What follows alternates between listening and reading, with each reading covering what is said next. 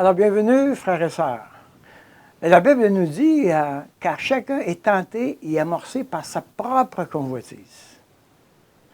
Pour cette méditation, ce que nous allons faire, c'est de faire d'abord un premier résumé de ce que nous avons déjà vu. On va faire un petit survol. Puis ensuite, on va se poser la question, si on refuse le repos de Dieu, si on refuse la manière de Dieu, qu'est-ce qui nous arrive? Et ce qui nous arrive, c'est qu'on se tourne vers l'idolâtrie. Alors, nous allons introduire la définition de l'idolâtrie. Nous allons introduire qu'est-ce que l'idolâtrie pour cette méditation. Alors, je vous laisse avec une question, si vous le permettez. Pourrais-tu donner une définition de l'idolâtrie? Pourrais-tu donner une définition de l'idolâtrie? Bonne méditation.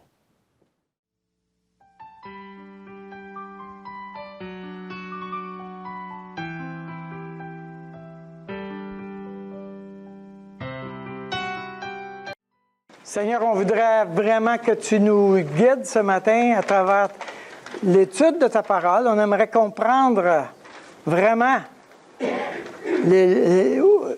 que tu veux nous amener vers ton repos et comment tu veux le faire. Amen. Alors, c'est beaucoup de travail se reposer. Êtes-vous d'accord?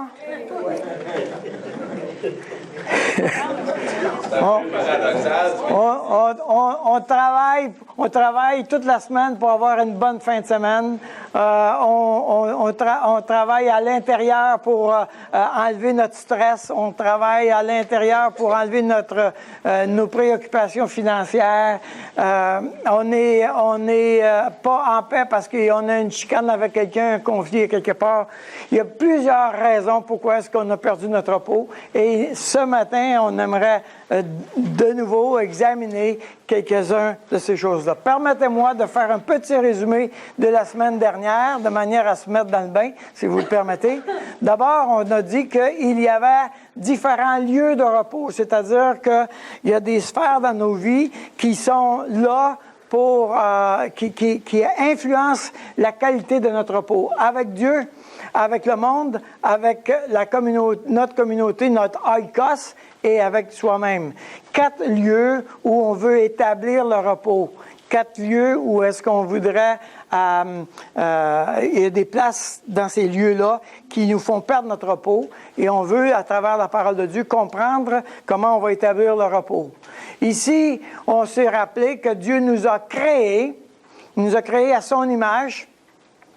Et l'intention originale était que nous regardons Dieu, et Dieu nous a invités à assujettir la création, la dominer, etc. Et le but était que quand je regarde Dieu, je suis en train de faire ce que Dieu ferait, et quand le monde me regarde, il voit Dieu, il ne me voit pas, il voit Dieu. C'est-à-dire que je reflète correctement l'image de Dieu, de manière à ce que les gens glorifient Dieu qu'ils voient à travers toi. Ton père et ta mère sont les représentants de Dieu, font partie de ceux-là. On a défini le repos comme étant cesser intentionnellement de poser des actions créatives ou de transformation reliées à l'appropriation d'un gain afin de jouir de ce que Dieu m'a donné. Alors, ce qui nous fatigue, ce qui nous enlève le repos, c'est qu'on essaie d'avoir un gain. OK? J'essaie de me sentir plus en paix. J'essaie d'avoir un peu plus d'argent. J'essaie d'être moins en conflit avec l'autre. J'essaie de gagner ma vie au travail avec un patron qui est difficile. Nous tentons d'approprier un gain. Ça peut être même spirituel. Je lis ma Bible pour que Dieu me bénisse. Tu vois? Et il est possible que tu viens ici ce matin pour t'approprier un gain. C'est-à-dire que tu dis, si je viens à l'église ce matin, je vais me sentir moins coupable, alors je vais être mieux. Hein, c'est un gain, ça. OK? Vous comprenez ça? Donc, cessez intentionnellement de le faire pour jouir de ce que Dieu nous a donné. Dieu a travaillé 6 jours, il a arrêté la 7e pour profiter de ce qu'il a fait. Il a joui de ça. Il est entré dans son repos, il a dit « Wow, ça c'est beau! Ça c'est beau! » Et il a regardé la nature, il a dit, ça, c'est extraordinaire. Savez-vous quoi? Nous, là, aujourd'hui, plus que n'importe qui, nous sommes en train d'admirer ce que Dieu voyait. On voit dans l'infiniment loin, comme dans l'infiniment petit, on voit dans les fonds des océans des créatures incroyables que Dieu a faites juste pour lui, finalement, parce que juste lui qui y voit, tu vois. Et nous, on est là en train de dire, wow, wow, c'est incroyable. C'est fou, là, l'imagination que Dieu a eue quand il a créé. Et lui, le 7e jour, il a dit, wow, ça, c'est pas pire, ça, c'est pas pire. Hey, c'est vraiment bon. Puis il a regardé l'homme, puis il a dit, wow, ça, c'est bon, puis ça, c'est le top, ça. Ouais. OK. Donc, il a joué. Et il voulait que moi, pendant 6 jours, je travaille pour m'approprier un gain, puis que je goûte le repos que Dieu me donne et que j'entre dans son repos.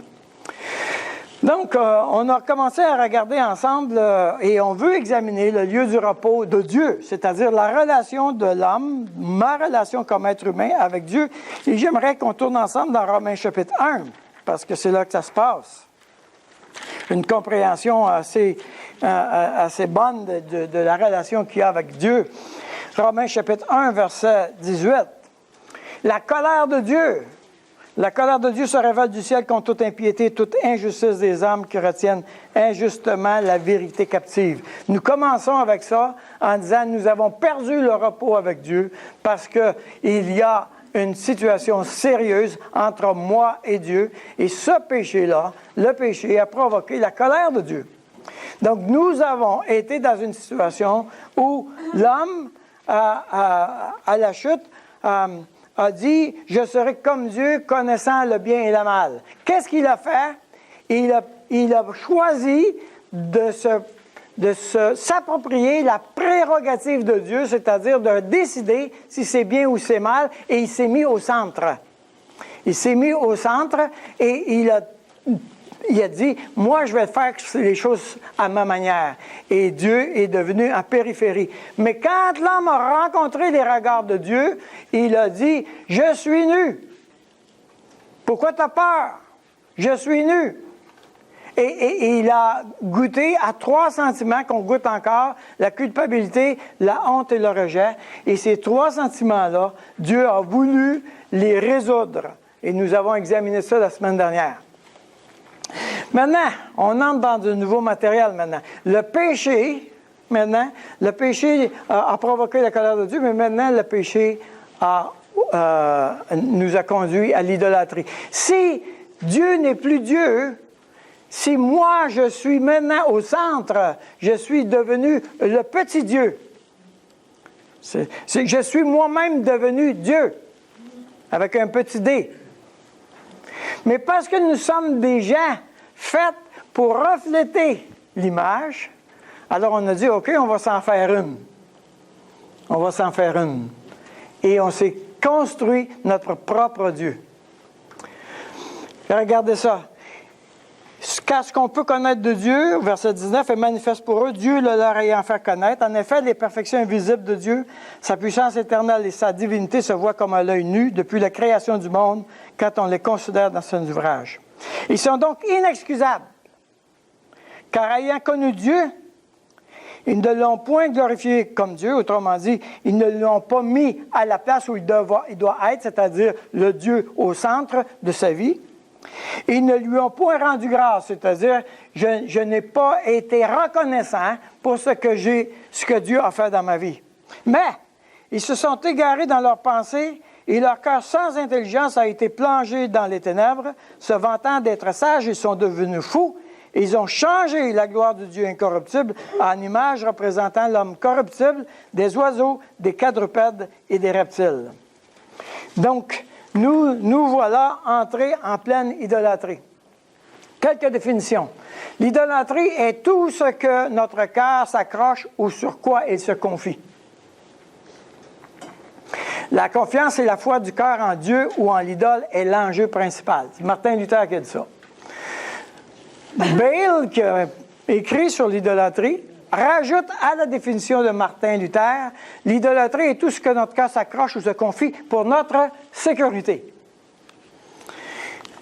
Carson, le théologien Carson, écrit « L'idolâtrie consiste à penser que nous avons les moyens de nous sauver nous-mêmes. » On pense qu'on est capable de faire ça. Et enfin, un auteur célèbre a écrit « L'idolâtrie est tout ce que notre cœur s'accroche pour obtenir le repos, et qui n'est pas Dieu lui-même. » Alors, j'ai mis obtenir le repos parce qu'on est dans le thème du repos. Donc, cette idée que mon cœur utilise une idole pour obtenir le repos. OK? Donc, avant, je comptais sur Dieu pour avoir le repos. Maintenant, je compte sur mon idole pour avoir mon repos. Alors voilà, l'idolâtrie. On a souvent l'impression que quand on parle d'idolâtrie, on parle des temps révolus, des civilisations qui n'étaient pas très développées ou avancées. Attention, nous sommes en plein dans l'idolâtrie. La différence, c'est que on a changé de mot. Dans le Nouveau Testament, on n'entend presque pas le mot idolâtre, même si on le rencontre quand même. En général, l'idolâtrie, elle est nommée en relation avec la convoitise. Pour cette raison, nous sommes en plein dedans. Nous convoitons abondamment. Permettez-moi de vous introduire. Donnez-moi le privilège de vous conduire dans la prière maintenant. Seigneur, nous reconnaissons que chacun de nous sommes plongés dans une guerre spirituelle dont l'enjeu est notre cœur. Tu veux un peuple qui t'appartienne, qui reconnaît ta souveraineté comme créateur, comme Dieu. Lorsqu'on se questionne quel assaut pourra nous donner la victoire, quel coup sera décisif, tu nous rappelles que ta parole est plus tranchante qu'une épée à deux tranchants.